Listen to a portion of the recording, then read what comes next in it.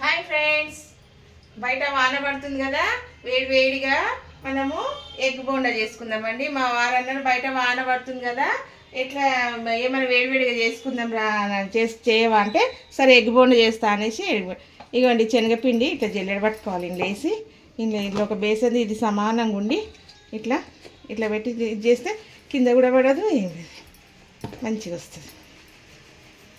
ఇంత కింద పడదండి, మంచిగా ఎంత మంచిగా వచ్చింది చూడండి.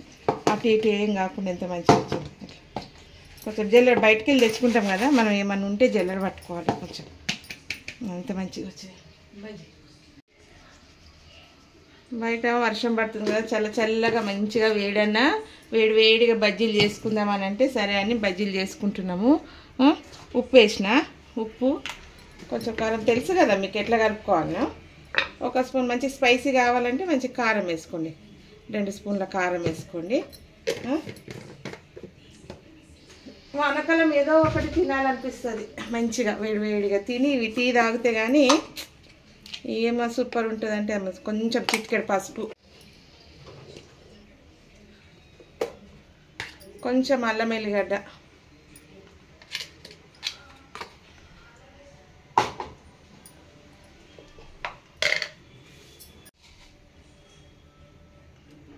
కొంచెం ఓమ అండి, ఇట్లా నలిపేయాలి. ఓమ వేస్తేనే జర అరుగుతుంది మంచిగా.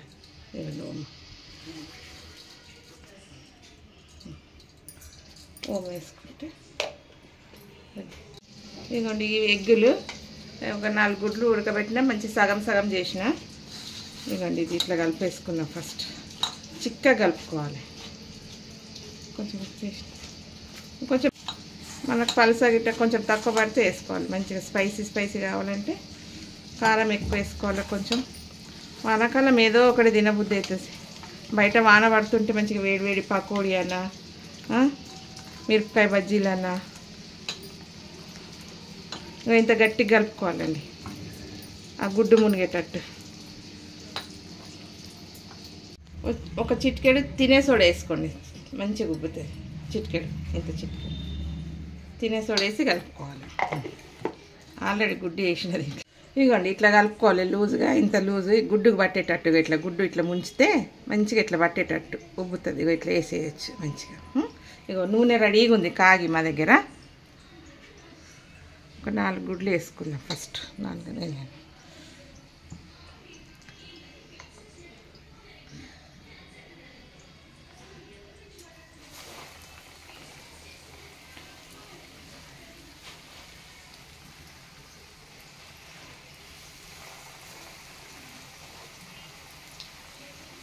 ఫుల్ వేస్తే ఇది ఉండదు, లోపల ఎల్లో మంచిగా ఉడకదు. అయిదో అండి వేడివేడి బజ్జీలన్నీ రెడీ అయిపోయినాయి. ఫ్రై చేసేసిన. ఇక చూడండి, ఇక కొంచెం శనగపిండి బజ్జీలు వేయంగా ఈ గుడ్డు బజ్జీలు వేయంగా శనగపిండి మిగిలింది. ఆలు బజ్జీ వేసిన, మళ్ళీ ఒక మిరపకాయ బజ్జీ వేసిన. చూడండి ఎంత మంచిగా అయింది, చూస్తేనే నోరు ఊరిపోతుంది. ఇక మిరపకాయ బజ్జీ అండి, ఒక మిరపకాయ బజ్జీ వేసిన, చాలా ఇష్టం అండి. ఇక రెడీ అయిపోయినాయి, తిందాం. రెడీ అండి ఎగ్ బోండా పిండి మిగిలింది. ఎగ్ బోండా ఏంటో మిగిలింది, కొంచెం మిర్చీలు, కొన్ని ఆలుగడ్డ బజ్జీలు వేసుకున్నామండి. ఇగో దీని మీద చాట్ మసాలా వేసుకొని తినాలి, చాలా బాగుంటుంది. చాట్ మసాలా వేసుకొని తిందాం.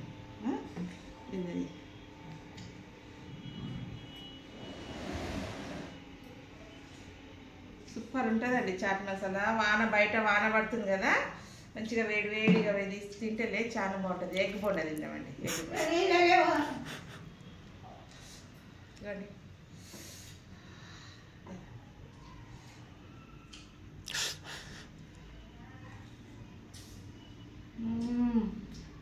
బా సూపర్ అండి. చాట్ మసాలా చేసుకోవాలి, సరిపోకుండా టమాటా సాస్తో కూడా తినవచ్చు. ఇంకా చాలా బాగుందండి, మీరు కూడా చేసుకోండి. వాన పడుతుంది బయట, మంచిగా వేడివేడిగా బోండాలు, ఎగ్ బోండా, మిర్చి, ఆలుగడ్డ బజ్జీ, పప్పంచుకు చాలా బాగుంటాయండి. ఆలుగడ్డ బజ్జీలు, మిర్చీలు, పప్పంచుకు ఇది స్నాక్స్ లాగా బాగుంటాయండి. సూపర్ ఉన్నది. మీరేం చేసుకొని కామెంట్ పెట్టండి అండి. బాయ్.